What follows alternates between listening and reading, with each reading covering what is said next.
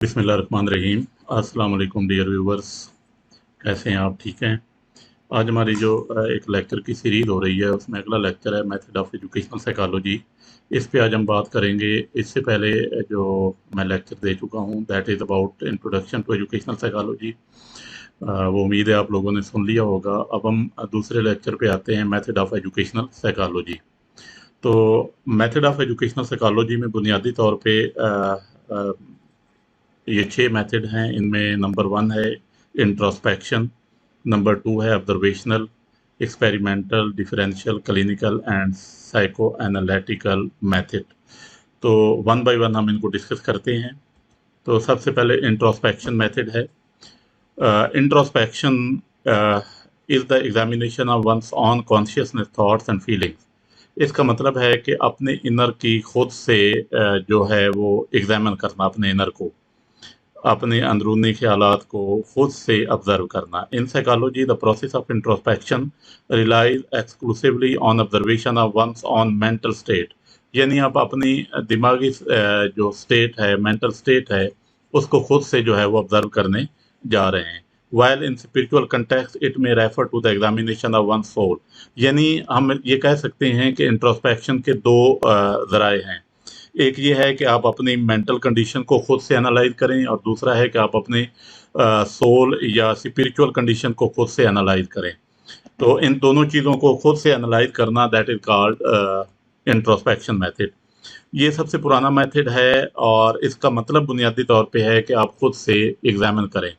दीन में, इस्लाम में, मज़हब में इस चीज़ की बहुत ज़्यादा इम्पोर्टेंस है कि आप खुद से अपनी बातों का जायज़ा लें। जैसे सोल के बारे में या स्पिरिचुअल कॉन्टेक्स्ट में ये आयत कोट की जा सकती है कि मन अरफ नफ्सहू फ़क़द अरफ रब्बहू, कि जिसने खुद को पहचान लिया उसने अपने रब को पहचान लिया। इसका मतलब है कि if you want to get something unique in your spiritual position, first you have to recognise yourself, who you are, और आप क्या कर रहे हैं, what you are doing and where you are moving, आप कहाँ जा रहे हैं।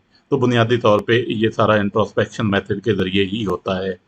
It is first and information all about the happen in the mind of a person.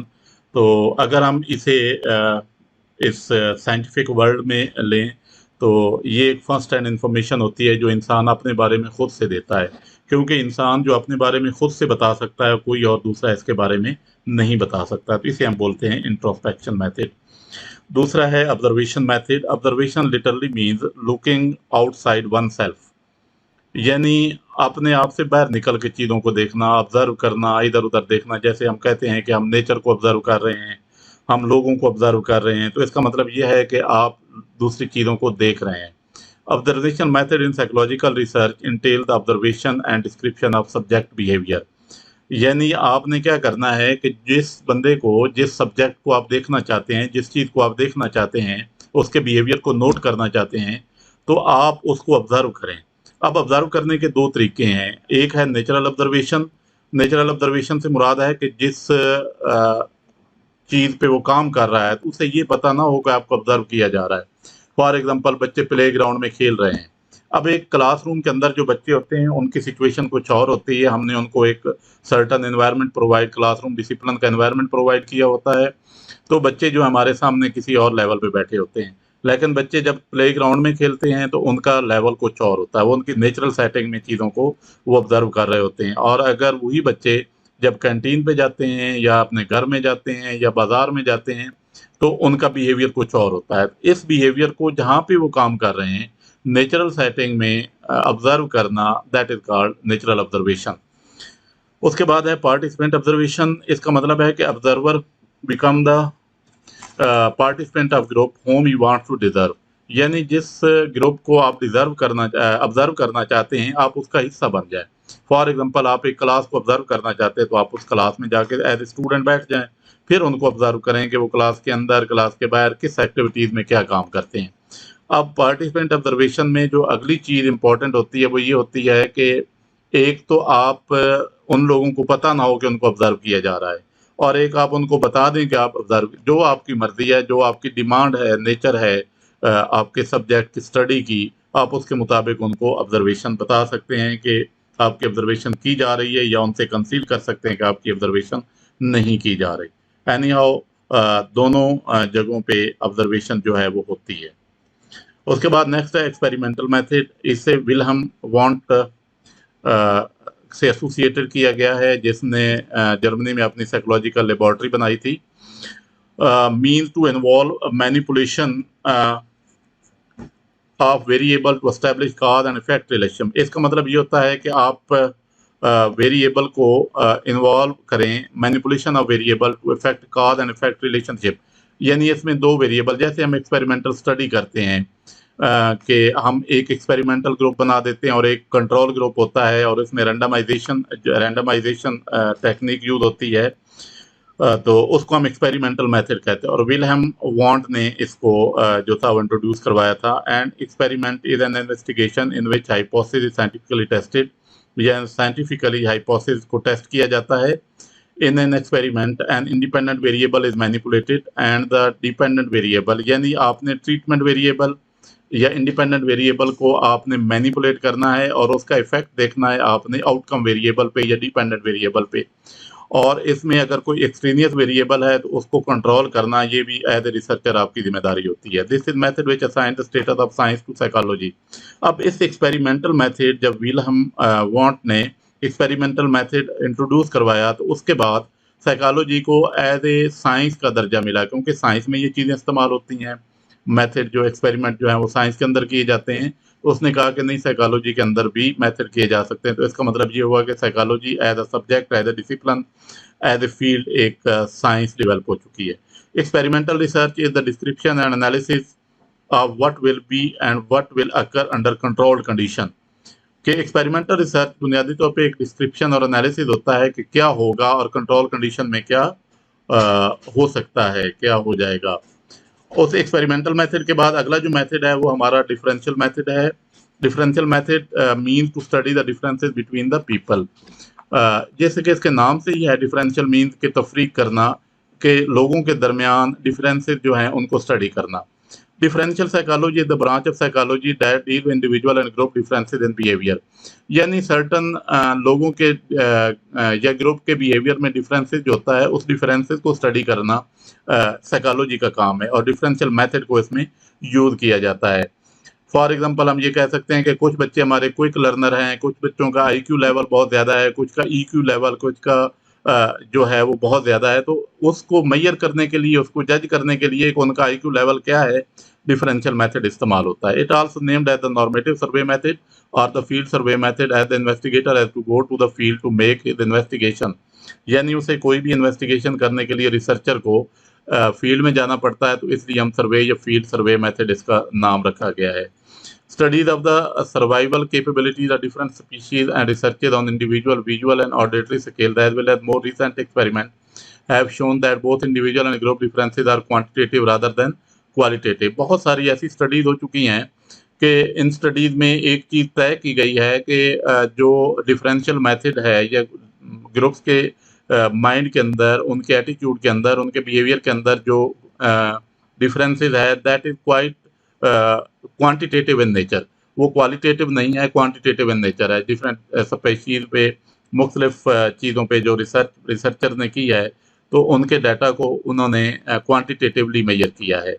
तो इसमें डिफरेंशियल मेथड में कौन कौन सी चीज़ें इस्तेमाल होती हैं, कौन कौन से मेथड इस्तेमाल हो सकते हैं। लॉन्गिट्यूडनल मेथड इस्तेमाल हो सकता है, सर्वे क्रॉस सेक्शनल मेथड इस्तेमाल हो सकता है, कोरिलेशनल यानी कॉज इफेक्ट रिलेशनशिप और फील्ड सर्वे भी इसमें इस्तेमाल हो सकता है।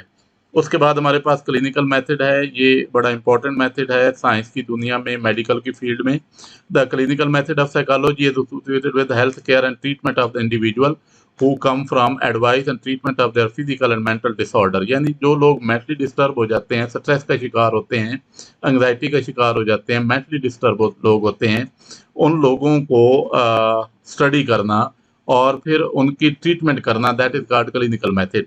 It is the art and technology of dealing with the adjustment problem of the individual. यानी हमारे कुछ बच्चे ऐसे होते हैं कि उनको एडजस्टमेंट प्रॉब्लम होता है, तो उनको कैसे एडजस्ट करना है, तो उसको कि अपनी सोसाइटी के अंदर वो एक सक्सेसफुल जो है वो सिटीजन बन सकें, सक्सेसफुल स्टूडेंट बन सकें, तो उसको हम कहते हैं कि दिस इज एन आर्ट। तो क्लिनिकल मेथड बुनियादी तौर पे एक आर्ट भी है, और it provides N intensive study involving all possible detail regarding individual behaviour. तो इसमें क्या होता है कि इसको हम केस स्टडी के तौर पे लेते हैं कि किसी एक इंडिविजुअल का जो उसका मेंटल डिसऑर्डर है या मेंटल प्रॉब्लम है, फिजिकल प्रॉब्लम है, उस प्रॉब्लम को हम इंटेंसिवली रीड करते हैं, स्टडी करते हैं, और उसमें तमाम पॉसिबल डिटेल्स होती हैं कि जो कि एक साइकेट्रिस्ट को चाहिए। The clinical method is also called case study method. It is used for clinical psychologist, psychiatrist, psychiatric social work and teachers in child guidance clinics. यानी हम जो चाइल्ड को गाइड करते हैं फ्यूचर में, एक इसमें ये भी चीज़ें देखी जाती हैं। उसमें जो हमारे मेंटल डिसऑर्डर बच्चे होते हैं, जो मिसफिट होते हैं, उनको देखा जाता है। फिर मुआशरे के अंदर जो मिसफिट लोग होते हैं उनको देखा जाता है कि उनके क्या बुनियादी तौर पे उनके क्या प्रॉब्लम्स हैं, और उनकी सारी डिटेल ली जाती है कि कौन से ऐसे वाक़यात हैं जिसने उनको डेविएंट, उनके बिहेवियर को डेविएंट बना दिया है। तो उसके बाद इसकी जो सबसे बड़ी लिमिटेशन है इस मेथड की, वो ये है, the proper use of this method demand the lot from clinical researcher. तो एक रिसर्चर से क्या डिमांड करता है, ही और she should be mature and technically proficient to handle such studies. यानी एक तो उसके अंदर इतनी टेक्निकल क्वालिटीज होनी चाहिए कि वो इन प्रॉब्लम को देख सके और हैंडल भी कर सके, क्योंकि किसी की मेंटल पोजीशन को, डिसऑर्डर को ऑर्डर में लाना, this is not child play. ये एक इलूसिव जॉब है, ये एक डिफिकल्ट जॉब है। तो इस डिफिकल्ट जॉब को परफॉर्म करने के लिए एक जो साइकेट्रिस्ट है या क्लिनिकल एक्सपर्ट है, ये टीचर जो है इन चीज़ों को जो डील कर रहा है या बच्चों को जो फ्यूचर में गाइड कर रहा है, तो उसे एक्सपर्ट होना चाहिए अपनी टेक्निकल फील्ड में, और साथ साथ उसे मैच्योर भी होना चाहिए। ये इसकी लिमिटेशन है जिसको हमें इस मेथड को अप्लाई करने से पहले फुलफिल करना है। फिर उसके बाद साइको एनालिसिस मेथड आ जाता है। It mean the study of relationship between physical and psychological phenomena. Physical और साइकोलॉजिकल फिनोमेना के दरमियान जो psycho analysis, psycho means psychological phenomena, उसका हम एनालिसिस करते हैं with relationship to with physical phenomena. It refers to all those methods in which attempts are made to employ physical devices for the scientific measurement of some psychological experience like the sensation of weight, brightness, loudness and other such dimension। इसमें क्या होता है कि इस method में वो तमाम कोशिशें की जाती हैं जिसमें हम फिजिकल डिवाइसेस को लगा के साइंटिफिकली कुछ चीज़ों की मेजरमेंट करते हैं। फॉर एग्जांपल कि एक बंदे का वेट बहुत ज़्यादा बढ़ रहा है, तो उसकी रीज़न क्या है। एक बंदा जो है उसको ब्राइटनेस पसंद है, तो उसकी रीज़न क्या है। एक बंदा जो है वो हमेशा ऊंची आवाज़ में बात करता है, तो उसकी रीज़न क्या है। इन तमाम चीज़ों को स्टडी करना, that is the job of psycho analysis. People could be cured by making conscious their unconscious thought and motivation. यानी लोग जो हैं उनको क्योर किया जाता है उनके कॉन्शियस और अनकॉन्शियस थॉट्स को, दस गेनिंग इनसाइट। यानी आप उनके जो conscious, making conscious their unconscious thoughts, यानी जो उनके अनकॉन्शियस थॉट्स होते हैं उनको कॉन्शियस में ला के उनको क्योर किया जाता है और उनको मोटिवेट किया जाता है सर्टन चीज़ों के लिए, और इससे फिर उनके इनर का पता चलता है कि वो चाहते क्या हैं। The aim of psycho analysis therapy is to release repressed emotion and experiences. यानी आप उनके अंदर जो वो ऐसे इमोशंस जो उनकी स्ट्रेस का बायस बने हैं, जिसकी वजह से वो स्ट्रेस का शिकार हुए हैं, उन इमोशन को आपने रिलीज करना होता है, और फिर एक अनकॉन्शियस जो है वो सिचुएशन जो है उसको हम कॉन्शियस सिचुएशन में तब्दील कर सकते हैं।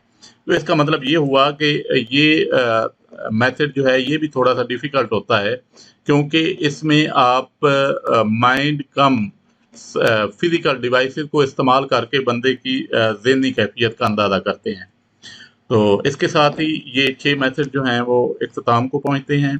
तो इस हवाले से अगर आपके ज़हन में कोई सवाल है या आप कोई चीज़ फर्दर डिस्कस करना चाहते हैं, you are always welcome. Thank you very much. Thanks for watching and listening.